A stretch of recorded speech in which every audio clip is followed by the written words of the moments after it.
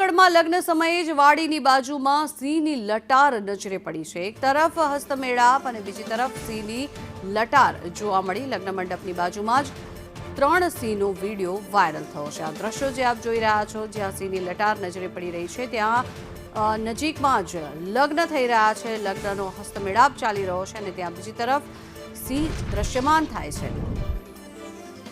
વાડીની બાજુમાં જ સિંહની લટાર નજરે પડી।